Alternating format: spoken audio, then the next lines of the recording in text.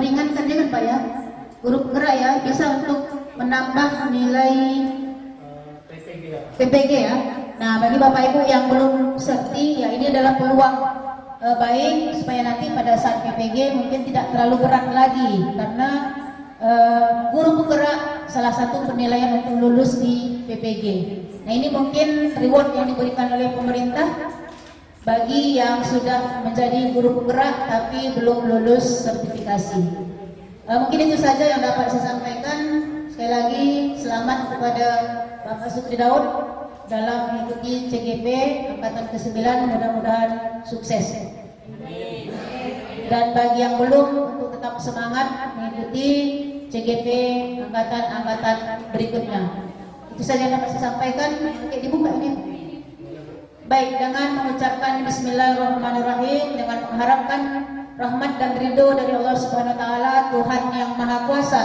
Kegiatan penyebaran pemahaman aksi nyata modul 1.4 oleh CGP Angkatan ke-9 Bapak Sukri Daud SPD kita mulai. Billahi taufik, wassalamualaikum warahmatullahi wabarakatuh.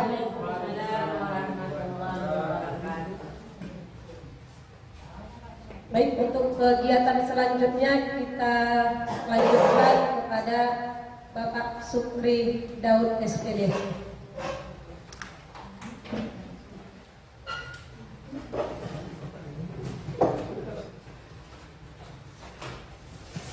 Bismillahirrahmanirrahim. Assalamualaikum warahmatullahi wabarakatuh. Selamat siang Bapak Ibu semua. Kemudian pertama tentu kita bersyukur kepada Allah Subhanahu wa taala, Tuhan yang Maha Kuasa. Pada siang hari ini kita diberikan kesempatan untuk berkumpul di ruangan lab ini dalam rangka acara mendengarkan penyebaran pemahaman budaya positif modul 1.4. Salawat dan salam pada Rasulullah Muhammad sallallahu alaihi wasallam. Amin ya rabbal alamin. Yang kami hormati, kami muliakan Ibu Kepala Sekolah, Bapak Ibu Guru yang sudah bersedia hadir walaupun dalam keadaan mengantuk dan lapar ya Bu Regar. Mudah-mudahan bisa menambah semangat kita nantinya. Kalaupun tidak, berarti Bapak Ibu nanti harus terus menggali potensi, kemudian kemauan dan semangat sehingga kita sama-sama tergerak, bergerak dan menggerakkan. Itu semboyan dari guru penggerak Bapak Ibu. Terima kasih atas dukungan Kak Ahyar dan semua yang membantu saya dalam kegiatan ini. Tidak bisa saya sebutkan, saya balas. Mudah-mudahan Allah Subhanahu wa taala membalas segala kebaikan yang Bapak Ibu berikan. Terima kasih atas kesempatannya. Baik Bapak Ibu, dalam pertemuan ini saya akan membahas atau menceritakan atau menampilkan tentang budaya positif. Ya, dalam modul budaya positif ini banyak hal yang akan kita pelajari. Dengan waktu 60 menit ke depan saya akan memaparkan apa-apa saja itu budaya positif dan apakah sekolah kita sudah termasuk nanti sekolah yang membudayakan hal-hal yang positif ini. Jadi Bapak Ibu, ini menjadi tujuannya adalah kita mengetahui apa saja itu budaya-budaya positif yang seharusnya kita laksanakan di sekolah, dan kemudian kita juga harus bisa mengimplementasikan budaya-budaya positif itu terhadap lingkungan sekolah kita, baik sesama guru maupun di antara siswa kita. Baik Bapak Ibu, kita lanjut ke ini. Sebelumnya Bapak Ibu ada sticky note di meja masing-masing. Sticky note ini ya. Silahkan kira-kira budaya positif yang bagaimana yang perlu kita laksanakan di sekolah ini. Bisa Bapak Ibu? Ini perintis, maksudnya pengenal awal ya tentang budaya positif itu. Bagaimana seharusnya Bu tampil anak-anak dengan anak-anak di sini, anak-anak dengan guru, guru dengan anak-anak dan sebagainya. Jadi bagaimana budaya positif itu menurut Bapak Ibu? Sedikit yang pertama ya Bapak Ibu.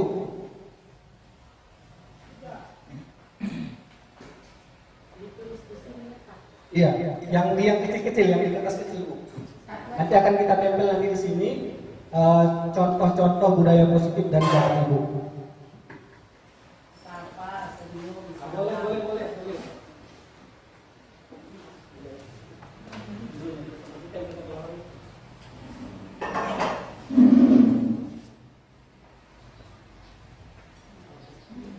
Izin Bapak Ibu setelah ditulis boleh ditempel ke depan. Ya.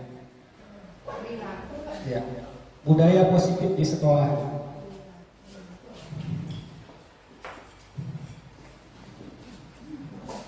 Ya, terima kasih Ibu Uswati yang pertama. Yang lain silakan Bapak Ibu. Iya, tulis benar. Iya, iya. Write in sticky note. Ya gitu ya Bu. Tulis di sticky note masing-masing. Baik, Ibu Mas Ismaliza sudah. Budaya berdoa sebelum melakukan KBM. Sapa, senyum, dan salam.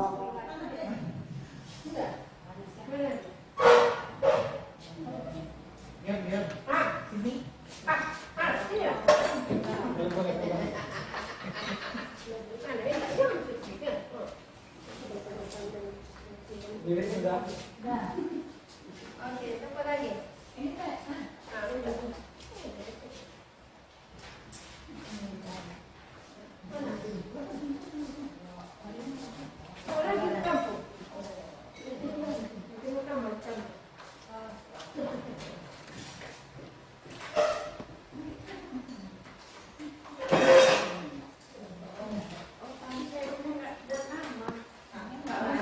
Oh iya, nggak apa-apa Bu. Sudah Bapak Ibu habis cukup? Ada lagi yang mau menyampaikan idenya? Baik, saya bacakan di sini Bapak Ibu izin ya. Di sini ada beberapa contoh budaya positif. Yang pertama, apabila bertemu mengucapkan salam, kemudian bertanya kabar dan keadaan, kemudian apa ini? Tabur. Kemudian tabur senyum ya, tabur ya. Tabur, bagaimana senyum ya Bu Lena? Berdoa sebelum pembelajaran, sapa, salam, senyum sama budaya positif, tutur kata yang baik. Sapa, senyum, berdoa, sapa, senyum sama perilaku. Baik Bapak Ibu, ini menunjukkan kita memang sudah hampir paham ya sebenarnya apa budaya positif. Kita lihat Bapak Ibu. Oke. Jadi sebagai guru kita punya tanggung jawab menciptakan suatu lingkungan yang positif yang terdiri dari warga sekolah yang saling mendukung. Gimana kira-kira Bapak Ibu? Saya rasa sudah positif ini. Bapak Ibu hadir kemari itu bagian dari poin mendukung. Ya Bapak Ibu. Kemudian kita saling belajar. Saya ini sering bertanya kepada ibu-ibu guru ya kan. Ini kayak mana Bu Isma, ini kayak mana Bu Iswani, ini kayak mana Ibu Kepala Sekolah. Ini bagian dari budaya positif. Kemudian saling kerjasama sudah jelas sehingga tercipta kebiasaan-kebiasaan baik. Dari kebiasaan baik itu akan tumbuh menjadi karakter baik warga sekolah. Dan pada akhirnya karakter-karakter dari kebiasaan baik menentukan atau membentuk sebuah budaya positif. Jadi Bapak Ibu inilah ya, intinya memang kalimat saling mendukung ini, saling belajar, saling bekerja sama, dan kebiasaan baik seperti yang ditampilkan tadi ada salam, senyum, sapa, berdoa itu termasuk bagian kebiasaan-kebiasaan baik yang akan membentuk karakter anak-anak kita di sekolah. Baik Bapak Ibu, itu sekedar pembuka tentang budaya positif. Kita lanjut. Nah, ini lagi pertanyaan lagi Bapak Ibu, tolong dijawab tentang hukuman, ya. Hukuman apakah yang pertama dapat mendisiplinkan anak? Tolong jawab Bapak Ibu di sticky note lagi. Yang kedua, pemberian hukuman dengan hal yang positif seperti membaca atau membersihkan halaman sekolah, apakah dapat meningkatkan disiplin? Kemudian yang ketiga, memberi penghargaan apakah dapat meningkatkan motivasi belajar anak? Silakan Bapak Ibu lagi, kita minta pendapatnya Bapak Ibu. Iya, hukuman dapat mendisiplinkan anak, setuju. Alasannya boleh Bapak Ibu. Iya.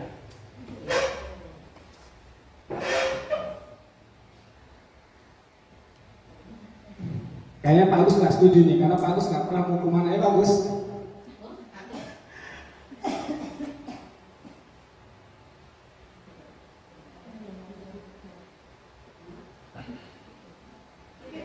Nanti dari jawaban ini kita akan mengetahui Bapak Ibu bahwasanya memang ada beberapa poin yang memang selama ini kita menganggap itu adalah memotivasi, ternyata tidak begitu ya. Kita sama-sama belajar apakah hukuman yang kita berikan itu memang motivasi intrinsik dari dalam atau memang motivasi dari luar eksternal. karena ingin menghindari hukuman, karena ingin dipuji, atau karena ingin mengambil tanggung jawab anak-anak kita sebagai siswa.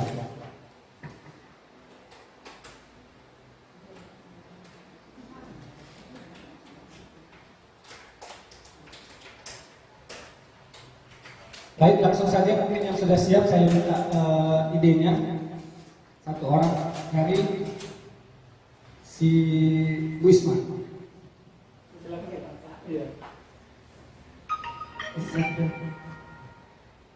Baiklah, saya akan menjawab pertanyaan pemantik, setuju atau tidak setuju. Yang pertama, hukuman dalam mendisiplinkan anak. Berarti di sini kita jika anak melakukan kesalahan kita hukum. Di sini saya tidak setuju karena termasuk ini kita guru pembuli. Kenapa? Karena nanti anak malu depan teman-temannya sehingga bukan bertambah disiplin, malah dia nanti bertambah hal negatif yang lain yang akan dilakukannya. Yang kedua, pemberian hukuman dengan hal positif seperti membaca atau membersihkan halaman sekolah dapat meningkatkan disiplin anak. Ini saya kurang setuju juga karena kita kan udah pengalaman nih, kita mengajar. Karena kalau kita suruh mereka walaupun menurut kita itu positif, seperti nulis ini aku atau baca ini, kemudian bersihkan halaman. Nanti selanjutnya dia tetap melakukan hal yang sama, kesalahan yang sama. Jadi saya rasa ini tidak setuju. Kemudian yang ketiga, memberikan penghargaan dapat meningkatkan motivasi belajar anak. Nah, ini saya setuju. Karena walaupun kita hanya memberikan seperti ucapan, bukan hanya barang. Ya, penghargaan ini kan nggak mesti barang ya kan Pak? Ucapan, ya bagus aku. Kalau mereka presentasi saja, oh bagus, mereka sudah bangga gitu. Oh iya, aku udah bisa gitu. Jadi saya setuju di sini di nomor 3, memberikan penghargaan dapat meningkatkan motivasi. Karena anak kelas 7 kalau sudah presentasi saya suruh, besoknya mau lagi, berarti meningkatkan motivasi belajar. Terima kasih yang bisa saya berikan.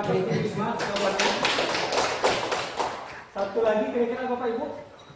Oh, Bu Piring. Ibu Ipani cerdas bahasa Indonesia. Pemberian hukuman kepada anak, ya sebenarnya bisa-bisa saja. Cuma kunci pemberian hukuman yang mendidik yang tepat untuk anak adalah harus dikomunikasikan dua arah dan konsisten. Seperti kita ajak siswa bersepakat membuat peraturan dan sanksi apa saja yang akan diberikan jika peraturan tersebut dilanggar. Seperti itu ya. Kalau hukuman memang harus ada, tapi yang disepakati dan dikomunikasikan secara dua arah dan konsisten. Seperti itu Pak. Baik. Terima kasih Bu Piring, jawabannya singkat. Ya, bisa kita simpulkan tadi Bu Isma memang pertama 1, 2, 3 memang kurang setuju, tapi di poin ketiga beliau menyampaikan ada juga setujunya untuk meningkatkan motivasi belajar walaupun tidak dalam barang tapi dalam bentuk penghargaan, ucapan dan kata-kata. Begitu juga Ibu sendiri tidak setuju berhukuman, yang boleh disetujui adalah ketika memang sudah disepakati bersama. Baik Bapak Ibu, kita lihat hasil beberapa nanti materi hari ini, yaitu tentang disiplin positif, nilai-nilai kebajikan, kemudian teori motivasi, keyakinan kelas, kebutuhan dasar dunia, berkualitas, restitusi dan posisi kontrol, kemudian segitiga restitusi. Inilah yang kita akan selesaikan ke depan Bapak Ibu. Kita lanjut. Nah, ini ada permainan lagi Bapak Ibu tentang ilusi kontrol. Silakan Bapak Ibu buat secari kertas. Mohon dituliskan di secari kertas itu hal yang paling berharga dalam diri Bapak Ibu. Koyak aja nggak Bapak Ibu atas HPS-nya. Apa yang paling berharga? Kemudian berpasangan. Pasangan A coba merayu bagaimana supaya yang paling berharga itu bisa diambil. Bagaimana caranya? Dengan cara merayu, memaksa. Tapi jangan kekerasan ya Bapak Ibu ya. Misalnya ada yang paling berharga dalam Bu Piring misalnya HP gitu kan. Misalnya HP. boleh orang, barang, emas, apa lagi, duit dan sebagainya. Nah, anak, suami gitu. Enggak Bu, Ibu tulis yang paling berharga dalam diri Ibu. Enggak usah lah. Aduh, iya, ditulis Bu, bukan digambar. Yang paling berharga dalam diri Bu Regar apa kira-kira ya? Iya, silakan berhadapan-hadapan dengan kawannya sebelahnya. Berdua Bu, Bu Eli dengan Ibu Kepala boleh nanti. Nah, izin. Iya, iya boleh. Bagaimana supaya Bu Piring bisa nggak Bu Piring mengambil yang berharga dalam diri Bu Isma? Iya, coba. Boleh dirayu, boleh disogok. Coba ambil yang berharga itu. Iya, bagaimana caranya? Rayu lah. Tolonglah Isma. Makasih. Dengan kata-kata boleh. Iya. Iya. Iya. Iya. Enggak ngasih. Iya. Iya. Baik. Baik, terima kasih. Kita contohkan satu saja ya Bapak Ibu. Ada Bu Regar sama Bu Ira, iya Bu Regar coba.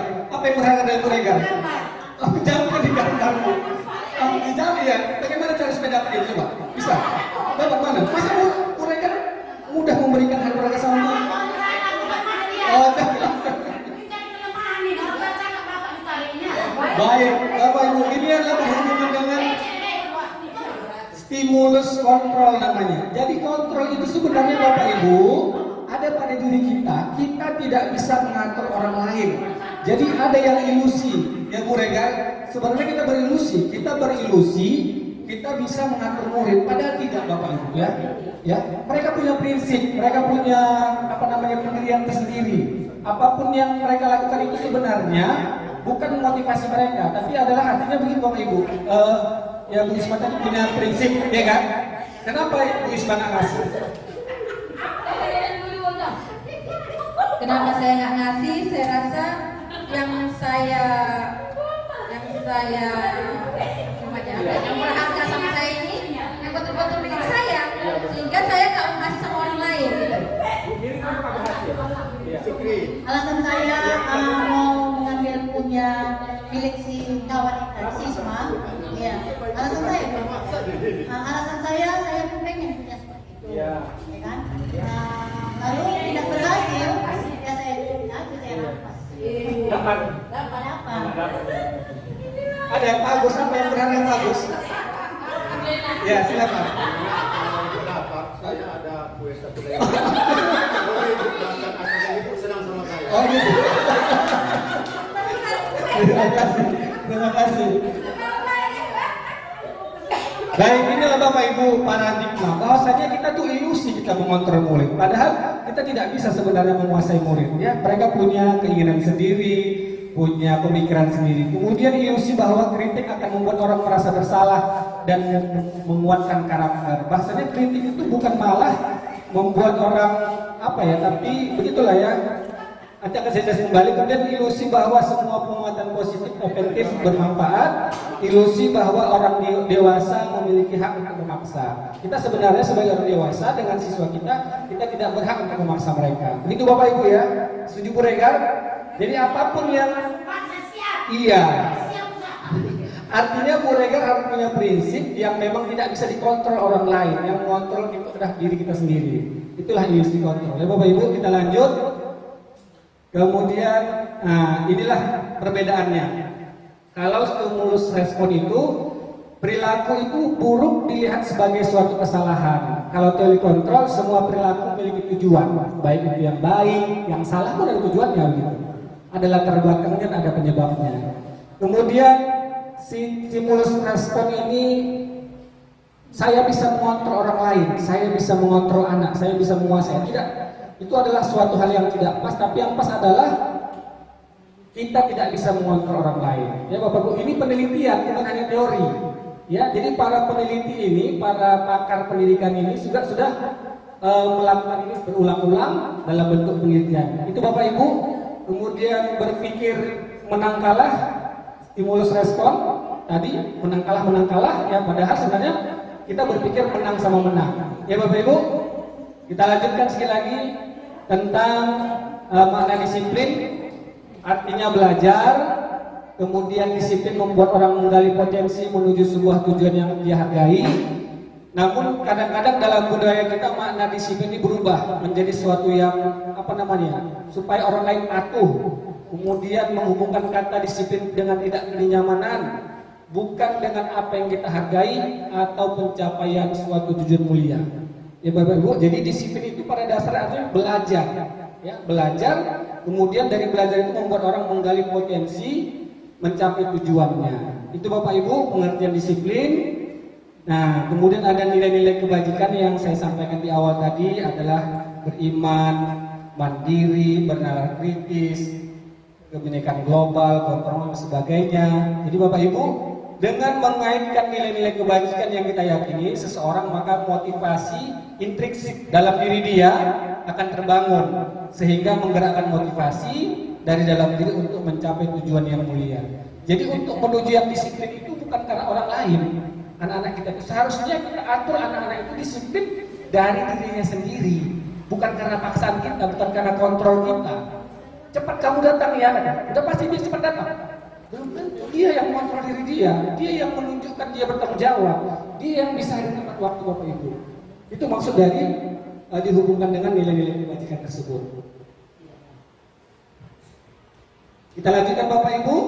Nah, ada teori, 3 teori ya dalam perilaku manusia. Yang pertama, kenapa orang melanggar misalnya, untuk menghindari ketidaknyamanan. Ya, yang kedua untuk mendapatkan imbalan dan untuk mendapatkan diri sendiri atau memang ingin bertanggung jawab. Jadi Bapak Ibu, anak-anak terkadang mereka datang, saya tanya, Afdal kamu datang ke sekolah mau ngapain? Ada yang beberapa anak menjawab memang ingin belajar, ada yang memang Bapak Ibu ingin mendapat pujian, ada yang memang betul-betul ingin dia kalau nggak belajar dihukum dan sebagainya. Jadi yang paling tepat adalah motivasi kita adalah yang ketiga, untuk menghargai diri sendiri. Ya, di sini ada kasus Bapak Ibu, nanti saya tampilkan sebentar.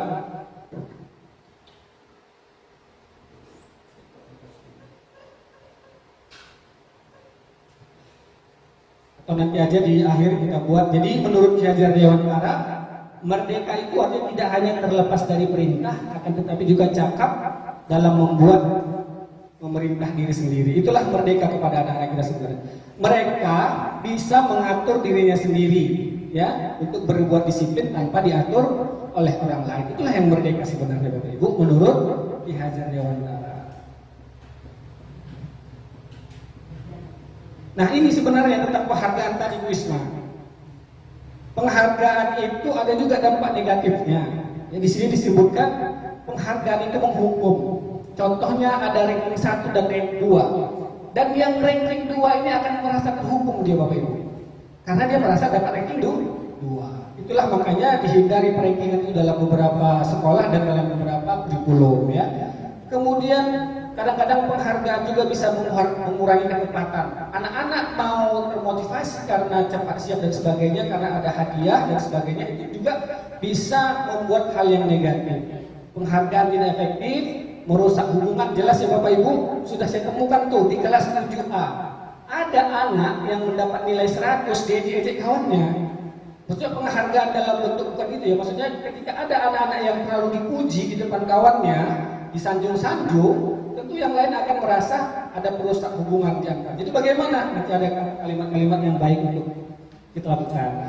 Ini penghargaan menurunkan kualitas, mematikan kreativitas. Kalau nggak ada hadiah nggak mau kreatif, ya nggak ada penghargaan nggak mau berpikir yang lebih bagus lagi dan sebagainya. Ya, kemudian yang terakhir penghargaan mengurangi motivasi dalam diri dia sendiri. Dia mau bergerak, mau belajar, mau berkreatif dan mau berinovatif karena ada hadiah yang dijanjikan. Begini Bapak Ibu, dalam program kebajikan ini bisa kita memberikan pengakuan secara khusus, boleh secara pribadi dengan kalimat-kalimat begini. Bisa dilihat Bapak Ibu? Kenapa? Misalnya Anto, kemarin Ibu perhatikan rasa empatimu besar sekali pada saat menolong temanmu di kelas. Ya kan? Ini kan penghargaan dalam bentuk nilai kebajikan atau apresiasi. Ya, jadi penghargaan itu bukan hanya dalam bentuk barang seperti Ibu Isma tadi. Yang kedua, misalnya siapa nama Ibu buat ya? Dewi misalnya. Saya menghargai kepedulianmu pada saat kamu membantu teman-temanmu di tugas kelompok. Itu bentuk kebajikan yang kita lakukan Bapak Ibu ya. Iya. Nggak maksudnya? Ya artinya kita bolehlah berpikir bagaimana mengatur kata-kata kita. Mereka nggak bisa. Misalnya ada si Abdal hari itu baik dia. Abdal, kamu hari ini sangat baik, sudah bisa tertib, duduk dengan baik. Iya boleh pujian. Tapi memang pujian itu memang menunjukkan nilai kebajikannya apa? Empati, peduli, apa lagi? Ini Bapak Ibu, nah ini siapa macam singa? Ini ada empati, peduli, tanggung jawab pada saat situasi. Inilah contoh-contoh pengakuan apresiasi kebajikan yang tidak harus dalam bentuk uang, buku, apa sebagainya. Bapak Ibu ya, kita lanjut. Nah, silakan Bapak Ibu di quiz lagi. Mencatat 100 kali dalam buku kalimat. Saya tidak akan terlambat lagi. Ini hukuman atau konsekuensi kira-kira Bapak Ibu. Iya. Coba 5 menit saya minta untuk menjawab ini. Baik, yang untuk bisa menjawab nomor 1 silakan Bu Regar.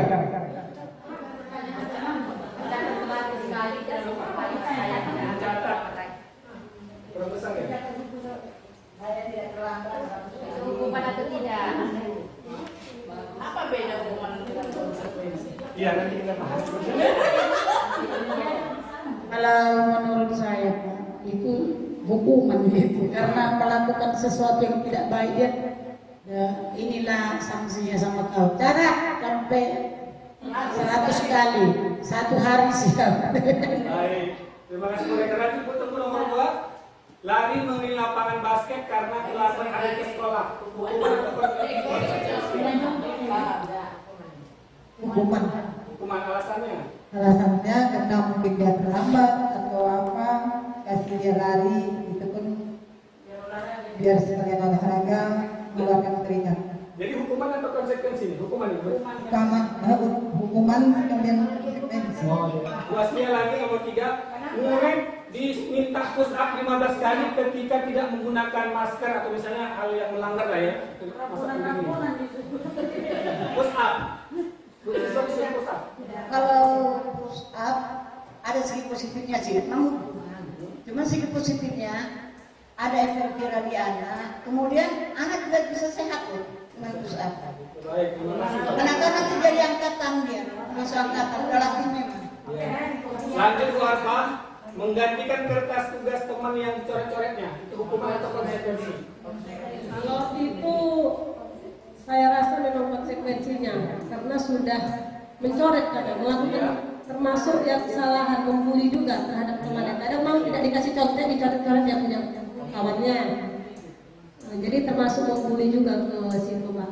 Lanjut Bu Indah, membersihkan tumpahan air di meja tulis karena kesenggol pada saat belajar, itu hukuman atau konsekuensi? Konsekuensi Pak. Alasannya? Saya karena kan dia harus bertanggung jawab. Walaupun tak sengaja tapi tetap dibersihkan, bukan termasuk hukuman. Ya, baik. Tidak memberatkan. Kita debut, terima kasih. Saya Pak Agus ini, murid disuruh tidak mengenakan sepatu seharian di sekolah karena tidak mengenakan sepatu hitam. Pak Agus. Nah, itu Konsekuensi. Murid disuruh membuka sepatu 1 harian dari pagi sampai siang karena tidak menggunakan sepatu warna hitam. Boleh naruh tanggapan Pak Agus sama? Hukuman atau konsekuensi? Pak, dalam hal ini saya bertanya dulu. Kalaulah konsekuensi, apabila hukuman itu dipaparkan dulu, dimusyawarahkan, Iya, bagus. apabila dilanggar kesepakatan itu, maka dikasihlah hukumannya, itu namanya konsekuensi daripada hukuman tersebut. Jadi poin-poin yang ada di depan ini, kalau memang sudah dimusyawarahkan, semua dari disepakati, konsekuensinya dilakukan oleh bapak dan ibu guru, maka itu perlakuan konsekuensi. Sekian, terima kasih. Terakhir Bu Elmi, kurang ya. Lari menghilangkan basket 2 kali. Bu Elmi, apakah hukuman atau konsekuensi? Lari menghilangkan lapangan basket 2 kali karena terlambat 10 menit pelajaran kelompok. Itu konsekuensinya Pak. Konsekuensi, Iya. hukuman. Alasannya? Alasannya karena dia tadi kan terlambat, supaya dia menyadari bahwa besok-besoknya tidak boleh lagi. Kan kedisiplinan. Kita lihat jawabannya Bapak Ibu. Benar atau biasa? Iya. Bisa dilihat. Jadi Bapak Ibu yang perlu saya garis bawahi, konsekuensi itu adalah suatu hal yang sudah disepakati bersama di awal, tidak mendadak, tidak mentang-mentang langsung dadakan hukuman atau yang kita berikan. Jadi mencatat 100 kali itu hukuman, itu membuat malu, itu hukuman itu ya, apa namanya, menyakiti fisik ya kan, sampai tangannya berbubu ya, menyakiti fisik. Kemudian lari dari lapangan basket terlambat ke sekolah itu juga hukuman. Kemudian murid diminta push-up itu hukuman. Menggantikan kertas tugas teman yang dicoret itu Pak tadi konsekuensi benar. Kemudian membersihkan tumpuan konsekuensi. Minta disuruh untuk tidak mengenakan sepatu itu hukuman Bapak Ibu ya. Karena dia sampai 1 hari itu akan malu. Kemudian rendah diri, ya merasa disakiti dan sebagainya itu hukuman. Ya. Lari mengelilingi lapangan itu terlambat 10 menit untuk PJOK itu konsekuensi karena olahraga. Terima kasih Bapak Ibu. Jadi kita akan tahu nanti apa bentuk hukuman dan penghargaan. Ya, nah ini bedanya peristiwa ini. Bisa dibaca. Kalau hukuman itu sesuatu yang menyakitkan, konsekuensi sesuatu harus terjadi. Dia harus mengganti dengan. Kemudian hukuman itu membuat fisik anak maupun hatinya menjadi sakit. Ya kemudian anak merasa dipaksa, mendorong anak menyakiti diri sendiri, konsep diri yang buruk, anak belajar memikirkan masalah dan merasa bersalah, dipermalukan dan tidak dihargai. Itulah akibat-akibat dampak dari hukuman Bapak Ibu. Ya, yang konsekuensi sudah jelas. Ini adalah bagaimana kita menjadi sesuatu yang terjadi, anak disiplin, stimulus tanggapan, baik dan sebagainya.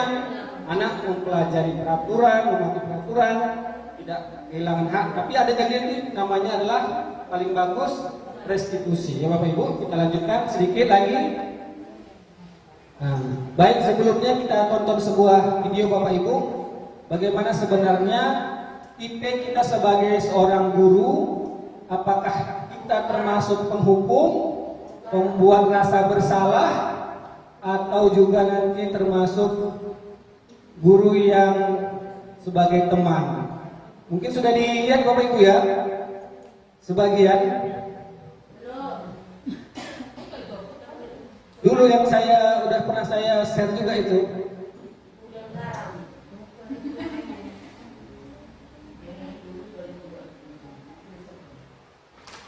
Kita ke posisi kontrol ya Bapak Ibu.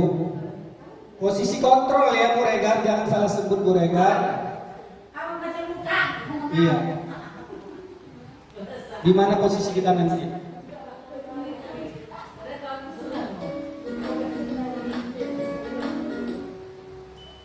Salam bahagia Ibu dan Bapak Guru. Dalam penerapan disiplin positif restitusi, salah satu program yang dikembangkan adalah 5 posisi kontrol. 5 posisi kontrol dalam restitusi adalah proses perjalanan seorang pendidik agar dapat mengenali dirinya.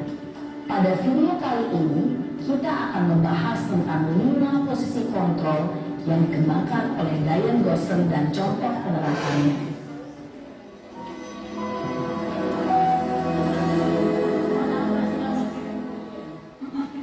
5 posisi kontrol itu adalah 1. posisi penghukum. 2. Posisi pembuat merasa bersalah. 3. Posisi teman. 4. Posisi pemantau atau monitor.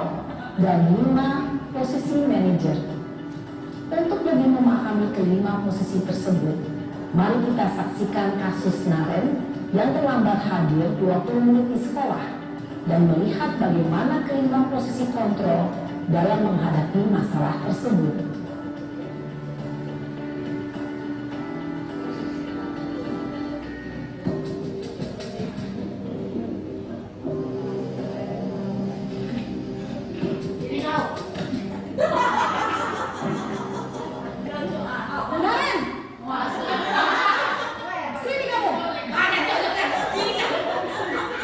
Selamat pagi Bu. Selalu terlambat. Kamu deh, pasti terlambat. Maaf Bu, saya Apa? Apa coba? Alasan kamu apa lagi? Kapan sih kamu tidak terlambat? Malas sekali ya kamu jadi anak. saya Dasar pemalas. Capek sih kamu. Sudah berapa kali terlambat? Sana, kamu keliling lapangan basket 2 kali. kenapa saya harus ke lapangan basket Bu? Kenapa? Kamu melawan ibu? Berani-beraninya jawab. Sudah terlambat, masih berani jawab pula. Sekarang, keliling lapangan basket 5 kali sekalian. Biar kapok. Cepat. Pergi sana ke lapangan basket. Posisi penghukum biasanya berbicara dengan nada tinggi, menghardik, menunjuk-nunjuk, menyakiti, dan menyindir. Hukuman bisa berupa fisik maupun psikis. Ibu dan bapak guru hebat. Dampak yang terjadi pada murid ketika guru berada pada posisi penghukum adalah murid cenderung akan memberontak, bahkan menyimpan dendam.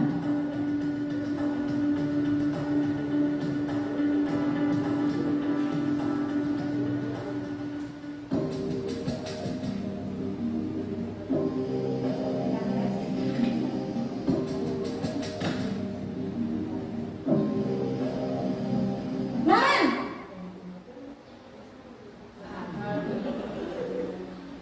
Selamat pagi Bu. Naren, kamu kenapa terlambat lagi, nak? Ya Tuhan, Naren, kamu senang ya bikin ibu susah ya? Kalau kamu terlambat lagi, nanti ibu yang ditegur bapak kepala sekolah, nak. Disangka ibu tidak bisa membina kamu. Duh, gimana ini?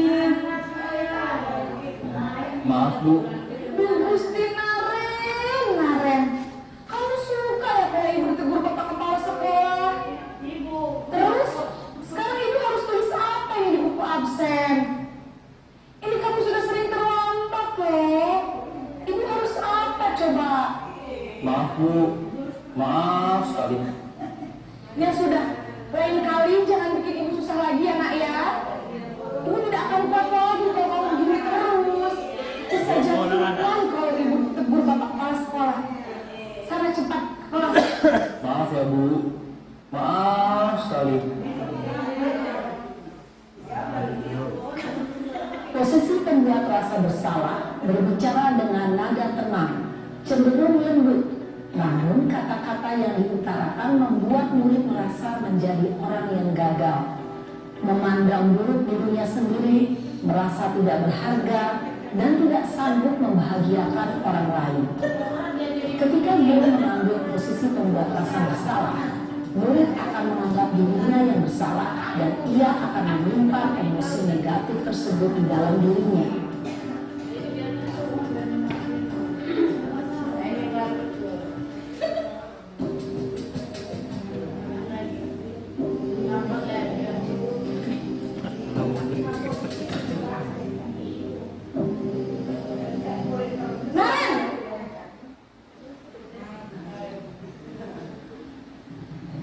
Selamat pagi Bu. Wah, sudah jam berapa ini nak? Terlambat lagi ya sayang. Tidak Bu, habis guru saya menolak saya Bu. Kamu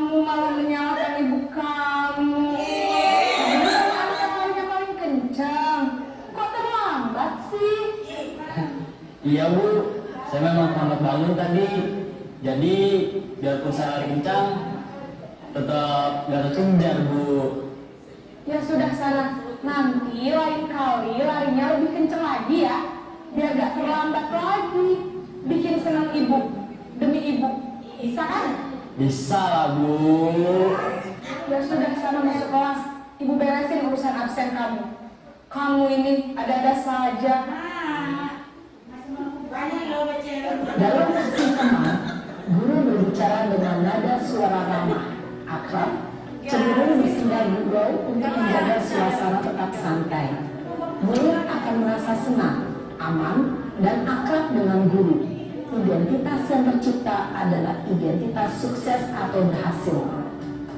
Namun, perlu diingat, karena ini masih dorongan eksternal, maka ada faktor ketergantungan dari murid kepada orang tertentu. Di sini, guru absennya, sehingga di lain waktu, murid bisa berperilaku baik, namun hanya kepada orang-orang tertentu saja.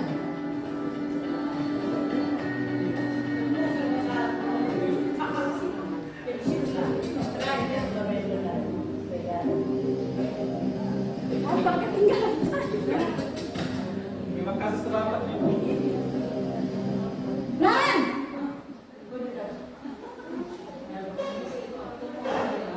Selamat pagi Bu. Naren, apa peraturan sekolah kita tentang jam berapa kita harus masuk sekolah, nak? Kita harus di sekolah jam 7 Bu. Iya betul, sekarang sudah jam 7.20. Naren sudah tahu konsekuensinya jika terlambat hadir. Paham Bu. Saya harus tinggal kelas pas jam istirahat selama 20 menit. Iya benar, konsekuensinya demikian. Jadi nanti jam 9.30 pas istirahat, kamu harus tinggal di kelas, kerjakan tugas tambahan untuk ketertinggalan kamu, ya? Baik Bu. Posisi pemantau mengandalkan penghitungan atau data untuk mengontrol murid. Guru mengarahkan murid berdasarkan peraturan dan konsekuensi. Seorang pemantau menunjukkan bahasa tubuh dan ekspresi wajah yang datar dan cenderung formal. Terakhir waktu Bu ya, posisi manajer satu lagi.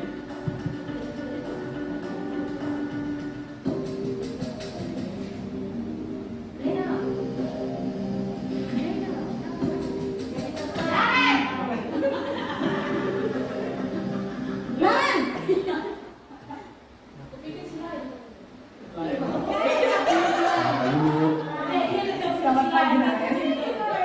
Mohon Bapak Ibu fokus. Iya, sekolah masuknya jam 7, sekarang sudah jam 7.20. Jadi sekarang bagaimana ini, Naren? Maaf Bu, saya lupa setel alarm saya semalam. Baiklah, menurut kamu, keyakinan sekolah yang mana yang perlu kamu tingkatkan? Menghargai diri sendiri dan orang lain mungkin ya Bu. Setuju. Jadi, apakah Naren meyakini prinsip saling menghormati tersebut? Iya Bu, saya meyakininya. Apakah Naren bersedia memperbaiki masalah keterlambatan ini? Bersedia Bu. Bagaimana kamu akan memperbaiki masalah keterlambatan ini? Saya akan coba untuk tidak lupa menyetel alarm saya Bu. Baik, kalau Naren lupa menyetel alarm di rumah, ada orang yang kira-kira bisa bantu mengingatkan tidak? Ada Bu, kakak saya, Kak Emma. Ada lagi selain Kak Emma? Selain Kak Emma, ada ibu saya. Baik, jadi yang mengingatkan Naren adalah Kak Emma dan ibu kamu ya? Kira-kira akan mulai setel alarm kapan nih, Naren? Setelah pulang sekolah, akan segera saya lakukan. Baik, jadi Naren akan setel alarm untuk bangun besok pagi dan akan diingatkan oleh kakak dan ibunda Naren ya. Ada lagi yang mungkin perlu dilakukan, Naren, agar tidak terlambat bangun lagi? Tidak ada Bu. Baik, Naren, terima kasih untuk kerjasama kamu. Sekarang kamu perlu kembali ke kelas untuk belajar. Baik Bu, terima kasih. Posisi manajer adalah posisi kontrol yang disarankan untuk membimbing murid memiliki sikap disiplin yang positif, yaitu murid yang mandiri, bertanggung jawab, dan dapat memecahkan masalah. Baik Bapak Ibu, ada 5 posisi kontrol. Kira-kira saat ini Bu Regar pada posisi mana kalau menghadapi siswa yang bermasalah? Posisi saya nomor 1 Pak. Nah, nomor 1 ya Pak. Alasan saya memang kita kan sudah marah. Anak ini awak sudah umur 56 tahun, kau masih umur 12-13 tahun. Begini malasnya. Ayo dia tujuan supaya dia mengerti. Wah, guru saya yang lebih tua bisa cepat datang itu yang memakai samara. Kan itu terbagus. Ibu bisa berlanjut untuk menjadi posisi manajer tadi dengan saya sudah marah, mau berusaha mengatur-ngatur cakap pun apa ya? Itu saya mengatur cakapnya itu pula lah. Saya bilang Pak, nanti kau ini kan badan kau udah mempunyai kelebihan dari temanmu tinggi. Nah, jadi nanti kau kalau mau masuk angkatan bisa besok tambah buat lagu. Iya, angkatan gitu pula. Kurang ajar lah kau jam perut, aku bilang. Yang kelima sebenarnya Pak, tapi susah kali nih. Terima kasih Bu Regar. Ada satu lagi tanggapan, silakan Bapak Ibu tentang posisi kontrol tadi. Yang penghukum merasa berbuat bersalah, lemah, kemudian kira-kira bisa nggak kita ke posisi manajer Bapak Ibu? Iya, jadi Bapak Ibu saya yakin untuk mengubah posisi dari yang tadi, karena memang yang disarankan Bapak Ibu adalah kita pada posisi manajer tadi ya. Kenapa Bapak Ibu? Karena berefleksi atas tindakannya. Iya, dia berefleksi atas tindakannya sendiri. Dia bertanggung jawab dan mencari solusi atas permasalahan. Bagaimana supaya kamu tidak terlambat, cepat bangun, mengambil arahan dan sebagainya. Diingatkan orang tua. 3 cara tadi Bapak Ibu ya untuk dia. Tapi kalau bagaimana ini terus berulang? Ada kira-kira yang mau ngasih ide? Iya. Gimana Bu Raim? Kita sudah melakukan posisi manajer kan tetap berulang juga. Apa yang kita lakukan Bapak Ibu? Iya, kembali ke konsekuensi Bapak Ibu. Jadi supaya anak itu juga bukan penghukum Bapak Ibu ya. Jadi penghukum itu identik dengan guru yang mana lah kita bilang. Saya nggak bisa mencontohkannya juga ya. Iya Bapak Ibu ya. Penghukum ya. Mudah-mudahan nanti kita lanjut ke posisi yang lain Bapak Ibu. Itu selanjutnya ini restitusi. Restitusi adalah memanggil anak untuk berkomunikasi mengenai suatu masalah. Ada pertanyaan Bu Nur? Bu Nur kira-kira ada pertanyaan?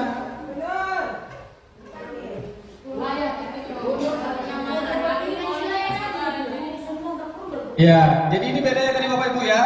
Identitas gagal itu pada hukuman, sesuatu yang menyakitkan. Kalau restitusi pilihan, menguatkan murid, kemudian murid mendapatkan penguatan, masalah terpecahkan, murid belajar bertanggung jawab, fokus pada pemecahkan masalah, apa yang kamu yakini yang salah dan apa yang akan kamu perbaiki.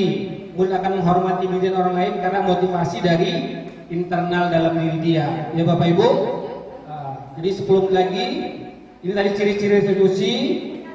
Kemudian kita ada keyakinan kelas Bapak Ibu. Satu lagi materi saya, kenapa harus keyakinan kelas dan bukan peraturan kelas? Ya Bapak Ibu, intinya kalau kita buat peraturan kelas itu lebih berdampak negatif dengan kata-kata negatif, jangan, dilarang, tidak boleh dan sebagainya. Tapi kalau keyakinan kelas itu adalah keyakinan yang memang disepakati kelas. Misalnya di kelas 9D saya buat, apa contoh peraturan kelas? Mereka buat misalnya tidak boleh mengganggu kawan, maka kita ubah menjadi saling menghargai. Itulah bentuk dari keyakinan kelas kita Bapak Ibu.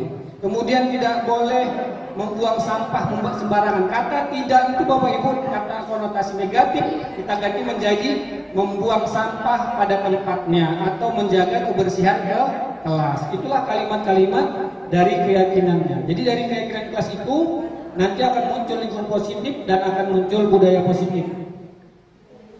Silakan Bapak Ibu ini tolong diartikan, dituliskan ini, mengembalikan buku ke tempatnya. Tolong diisi Bapak Ibu, apakah keyakinan kelas atau peraturan kelas? Peraturan kelas. mengganggu orang lain, dilarang mengganggu orang lain. Keyakinan, hadir di sekolah 15 menit sebelum pembelajaran kelas. Keyakinan kelasnya apa kata-katanya? Diganti menjadi, maksudnya gini, selalu kembalikan buku pada tempatnya. Kalimat keyakinan kelas apa? Kita buat Islam. Bertanggung jawab, dilarang mengganggu orang lain. Menjadi apa ibu suami? Menghargai, boleh hadir di sekolah 15 menit sebelum pembelajaran. Disiplin, boleh dilarang melakukan kekerasan. Itu masih kalimat negatif bu. Jangan, dilarang, tidak. Apa kira-kira keyakinan yang disepakati di kelas itu? Hah? Menghargai boleh, dilarang menggunakan narkoba. Menjaga kesehatan, bergantian atau menunggu giliran. Antri boleh, gunakan masker misalnya. Jaga kesehatan boleh, jangan berlari di kelas atau di koridor. Itu peraturan kita rubah menjadi keyakinan kelas bu. Oke, kita lihat jawabannya. Iya, bertanggung jawab.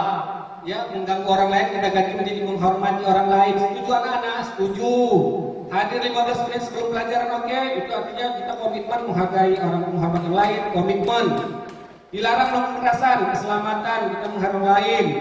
Kemudian narkoba, kesehatan, bergantian atau menunggu giliran, menghormati orang lain, bersabar. Gunakan masker, kesehatan dan keselamatan. Jangan berdiri di koridor atau di kelas untuk menjaga kesehatan dan keamanan. Bapak Ibu ya, kira-kira kelas kita, sehingga nanti kita bisa menjadi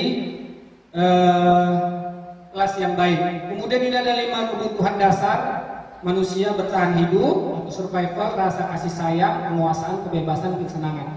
Kelimanya ini kalau ada yang pelanggaran berarti ada 5 hal ini yang tidak didapatkan mereka.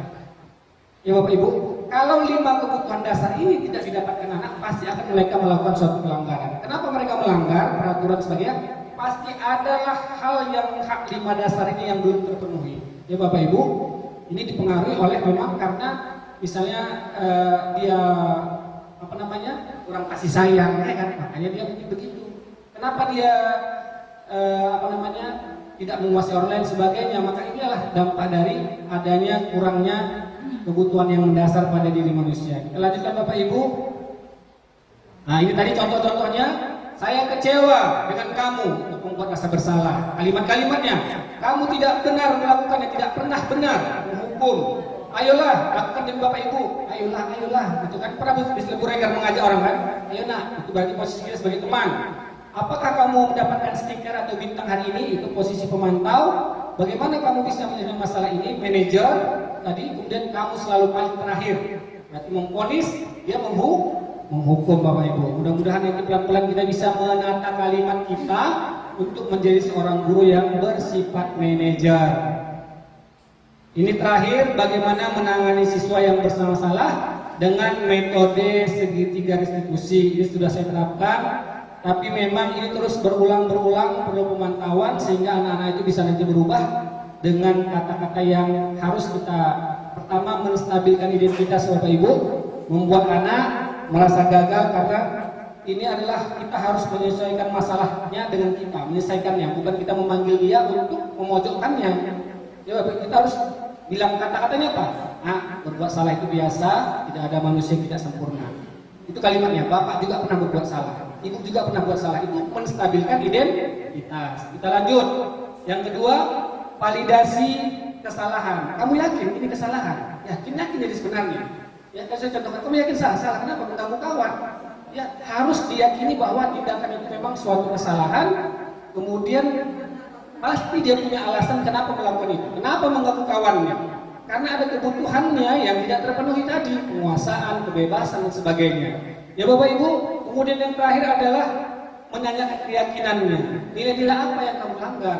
Kedisiplinan, kerapian, misalnya nilai-nilai penghargaan dan sebagainya. Jadi kamu bagaimana untuk mengatasi masalah ini? Minta maaf, boleh, tidak mengulangi lagi dan sebagainya. Inilah kalimat-kalimat di menanyakan keyakinan tentang segitiga restitusi. Bapak Ibu, saya izin lagi, Satu lagi 5 menit lagi ini video tentang restitusi Bapak Ibu ya. Mohon kita amati lagi, setelah ini kita selesai.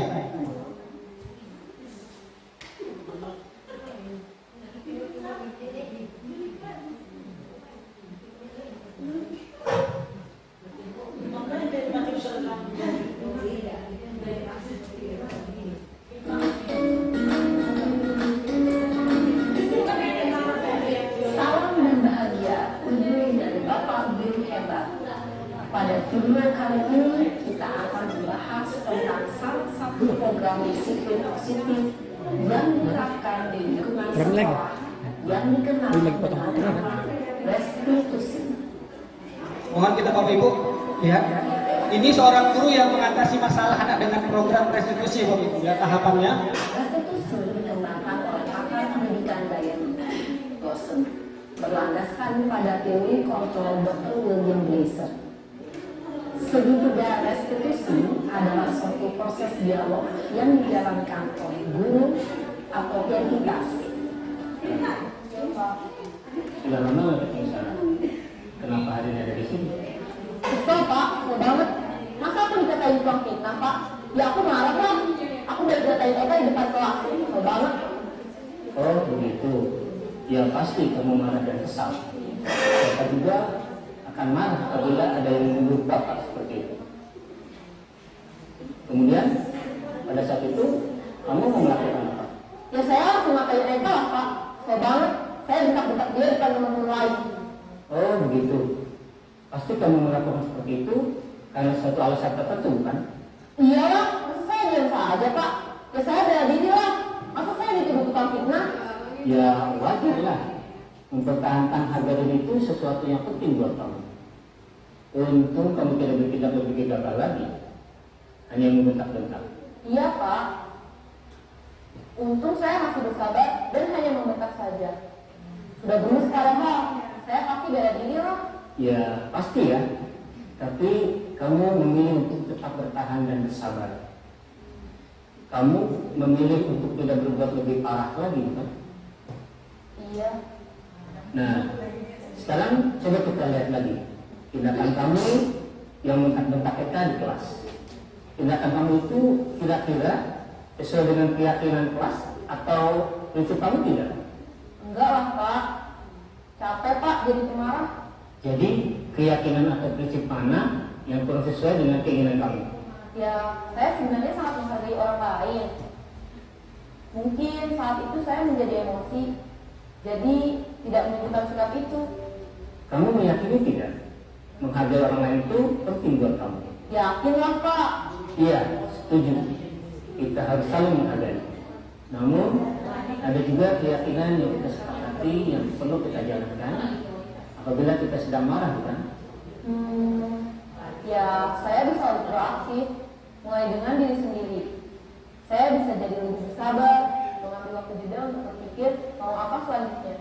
Kira-kira kamu bersedia memperbaiki masalah ini tidak? Bersedia Pak. Kalau kamu memperbaiki masalah ini, kamu akan menjadi orang seperti apa? Saya akan menjadi orang yang bertanggung jawab kali ya Pak. Dan senantiasa proaktif. Iya, menurut kamu bagaimana rasanya menjadi orang seperti itu? Ya nyaman lah, bangga bisa bersabar dan menahan diri. Baiklah kalau begitu. Yuk kita pikirkan bagaimana memperbaiki masalah ini.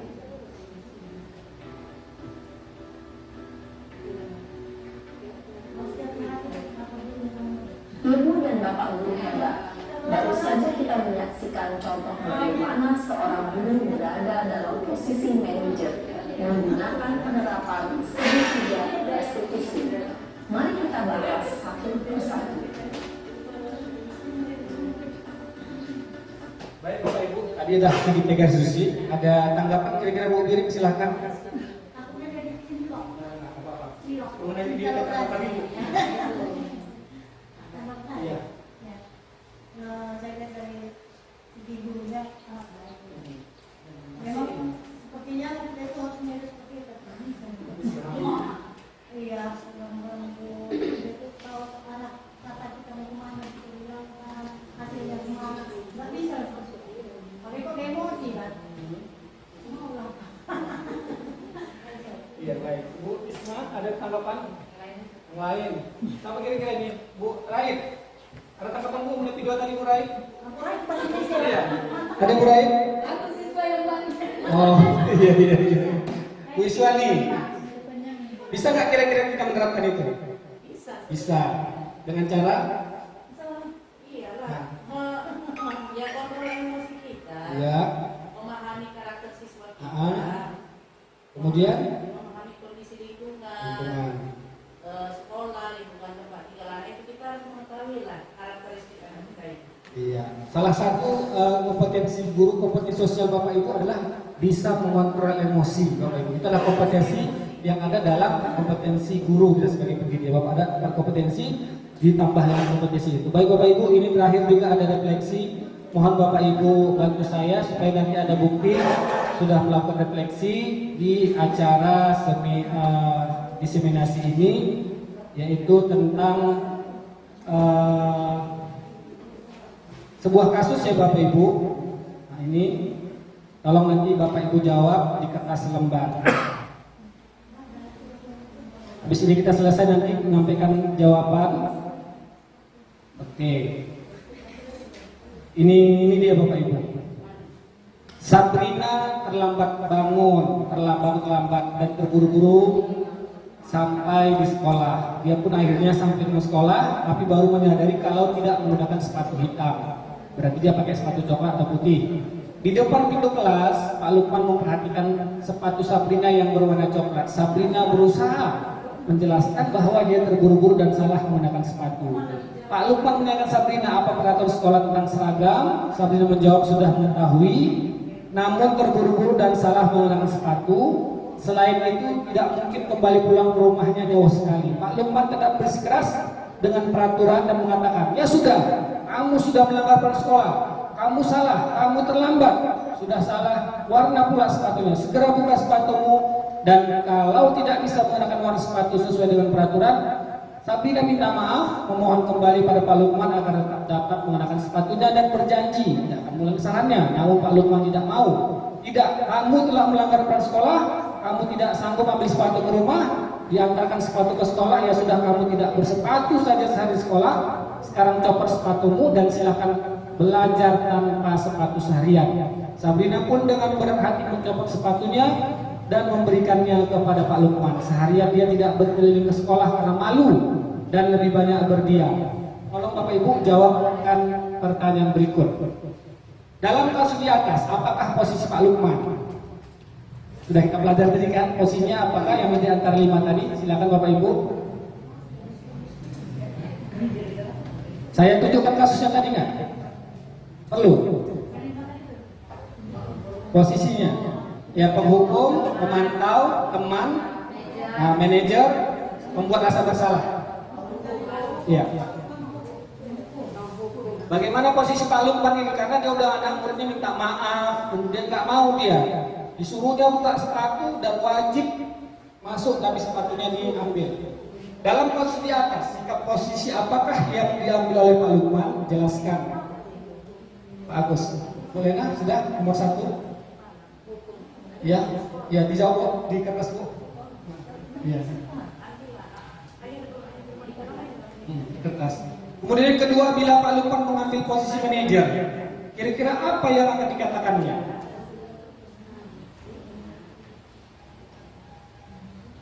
Kemudian yang ketiga, kira-kira kalau Anda kepala sekolah di sekolah tersebut, contoh ini ya, apa izin ya Bu, kalau semua jadi kepala sekolah, nilai kebajikan apa yang dituju oleh peraturan sekolah harus berwarna hitam. Bagaimana Anda menyikapi langkah Pak Lukman mengenai kasus tersebut kalau Bapak Ibu kepala sekolah Pak Lukman?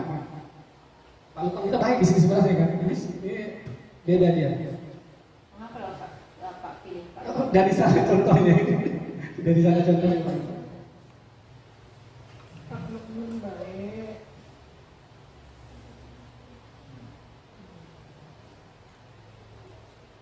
Kasusnya tadi Sabrina terlambat, kemudian dia pakai sepatu coklat, kemudian disuruh dimarahi di depan gerbang. Sabrina minta maaf, tidak terima. Sabrina disuruh buka sepatu dan Sabrina disuruh tidak pakai sepatu seharian di sekolah. Gimana Bu? Iya, gimana itu? Posisi Pak Lukman tadi kayak mana? Posisi Pak Lukman saya tanya ini. Penghukum, pemantau, manajer, atau pembuat rasa bersalah? Boleh Bu, penghukum. Kemudian yang kedua, kalau posisinya kayak manajer, kira-kira apa yang ditanya seharusnya dulu? Apa yang dilakukan, pertanyaan apa yang dibuat?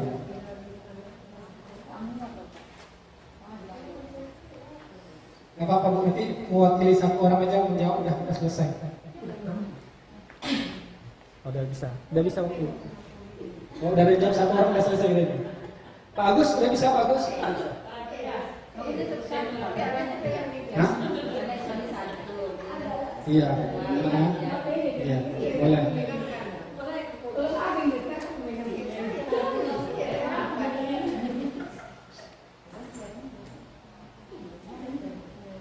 Ayo Bapak Ibu, satu orang yang mewakili. Bu Indah siap?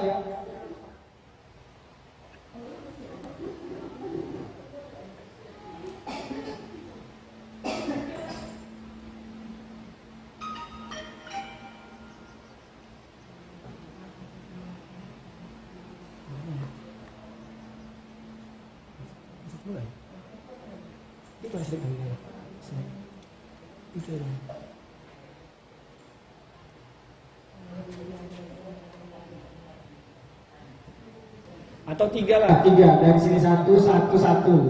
Bisa Bapak Ibu ya, dari sana Bu Ade atau Bu Ju bisa jawab ya. Kalau pencampir ini Bu Ade. Oh iya, betul belakang belum ya. Bolak-bolak aja tadi orang ini. Bolak-bolak ini sebenarnya. Perwakilannya suruh Bu Rai atau Bu Nurhanifah ini. Iya. Iya. Baik, kita persilakan Bu Isma, silakan. Begini kan.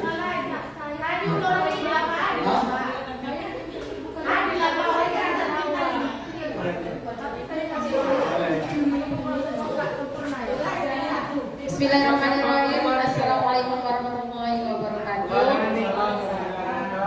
Di sini ada kasus oleh siswa namanya Sabrina, sedangkan gurunya namanya Pak Lukman dari Munte. Yang pertama saya mencoba menjawabnya sesederhana yang saya bisa saja ya Pak.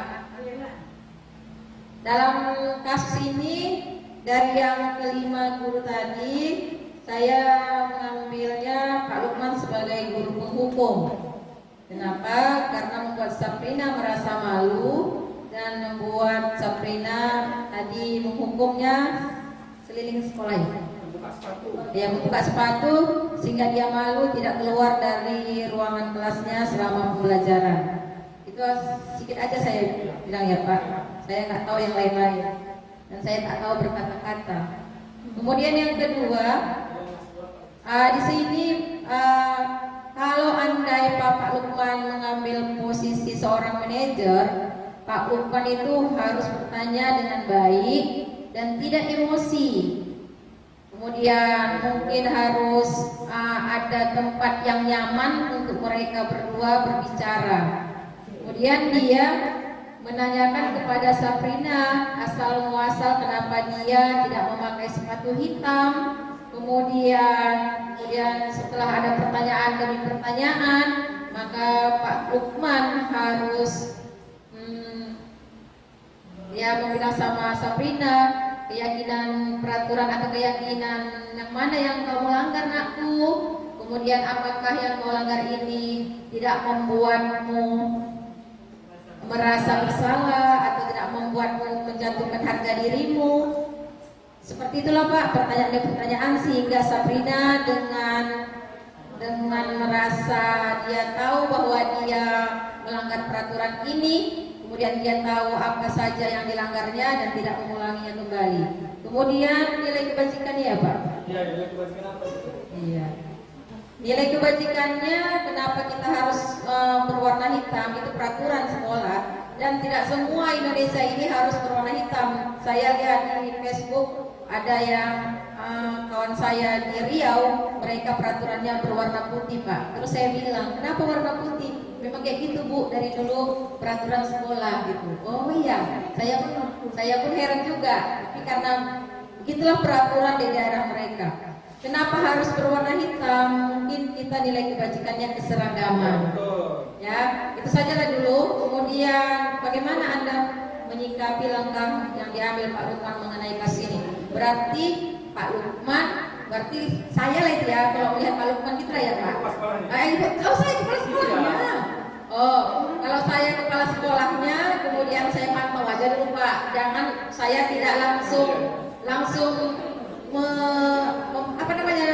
menjelaskan Pak Lukman atau mengapakan Pak Lukman lagi tuh di depan anak-anak, enggak menjatuhkan atau menjelaskan, jangan nggak boleh kayak gitu Pak. Nah, saya pantau dulu sampai selesai, kemudian nanti saya panggil Pak Lukman, nanti bicaranya pun sebagai saya kepala sekolah nggak turun poin ke situ, nanya kabar dulu sama Pak Lukman, apa kabar Pak Lukman, gimana hari ini, apa yang terjadi tadi, kemudian barulah dijelaskan.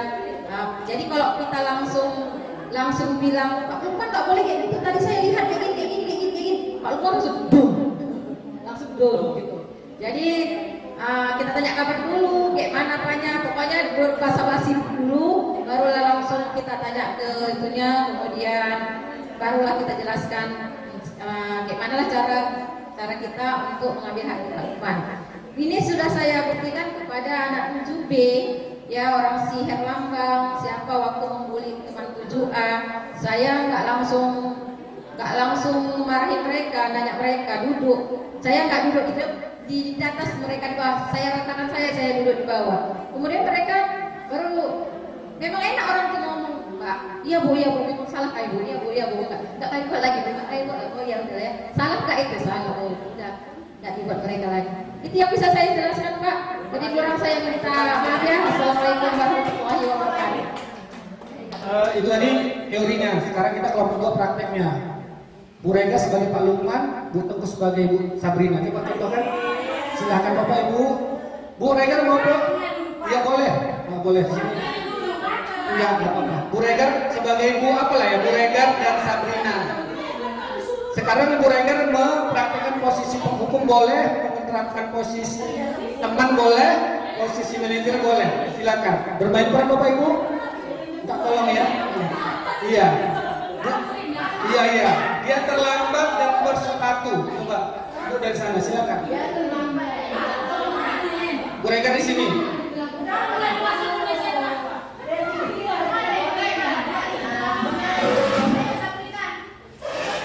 Ini meja tiket. Bu Tengku dari sana. Paham situasinya Bu? Sabrina memakai sepatu coklat terlambat pula. Posisi apa ini? Ibu posisi apa? Penghukum, manajer atau apa? Ibu mau menerapkan posisi apa sih? Menonton apa? Penghukum ya, baik. Silakan kita mulai. 3, 2, 1. Rekan lengkah ya.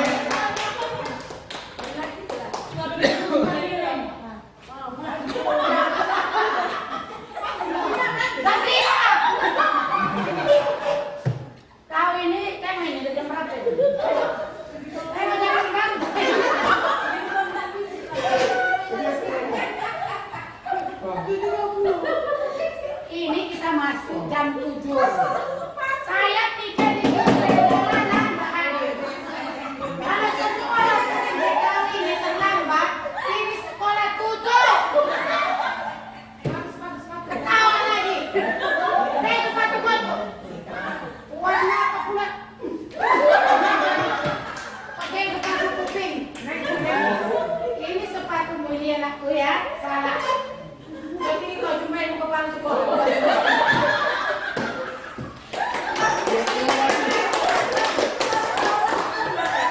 Apa? Dihukum dia. Iya. Tadi nggak ada kesempatan Sabrina bersama Bu Rega. Nggak ada kesempatannya. Saya terlambat Bu. Ya mohon maaf Bu. Ya baik. Itu namanya Iya. Bagian belakang silahkan menerapkan posisi teman. Posisi teman Bu Raid sebagai gurunya. Ada siswa yang terlambat, silakan Bu Raid. Iya. Posisi teman. Tolong ya Nak. Tadi ada kan mana Bu? Ayo posisi teman. Siapa yang bisa menerapkan? Manajer yang baik seharusnya bagaimana? Bu Indah dan Bu Arfa boleh. Mau? Posisi apa Bu? Ayo. Ayo ya Bu naik sebagai guru. Posisi teman. Iya. Lagi nggak mood. Bu Yung sebagai gurunya. Posisi teman. Iya. Bu Ade yang terlambat silakan. Iya. Terima kasih. Ayo. Bu Ade terlambat kemudian tidak pakai sepatu dan sebagainya. Posisi teman. Nggak apa ya. Silakan Bapak Ibu kita praktekkan. Iya posisi teman. Enggak itu guru tapi posisi kontrol kita sebagai teman. Nah, adik kenapa kamu terlambat? Teman. Enggak sayang sama ibu. Iya. 3, 2, 1 mulai.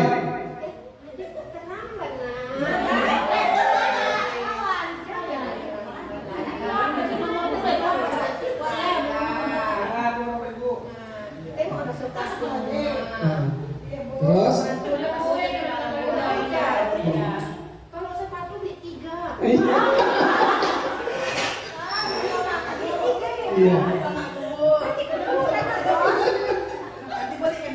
Iya.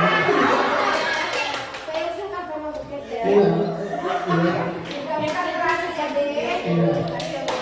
Iya, terima kasih. Ya, posisi teman itu lebih ramah, kemudian lebih dekat dengan anak, tapi tadi pengaruhnya nanti bisa saja dia patuh hanya kepada Ibu Yung saja, kepada guru-guru yang lain belum tentu Bapak Ibu. Itu refleksi kita. Terima kasih. Mudah-mudahan tadi dengan materi yang saya sampaikan ya, Bu Reger bisa bergeser nanti ke posisi dari penghukum ke teman Ibu ya, teman kemudian nanti bisa ke posisi manajer. Bapak Ibu, kita nggak bisa langsung merubah posisi kita yang biasa penghukum langsung menjadi manajer. Itu bertahap ya, ya Bu Tampu. Mudah-mudahan kita semua mengerti, paham, dapat mengaplikasikannya. Baik Bapak Ibu, ada yang mau disampaikan kira-kira? Tidak.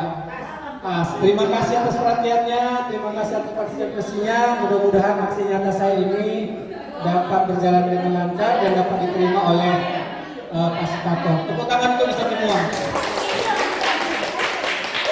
Demikian, wassalamualaikum warahmatullahi wabarakatuh. Boleh. Iya. Oh, ibu pilih aja, beli di kami sini setelah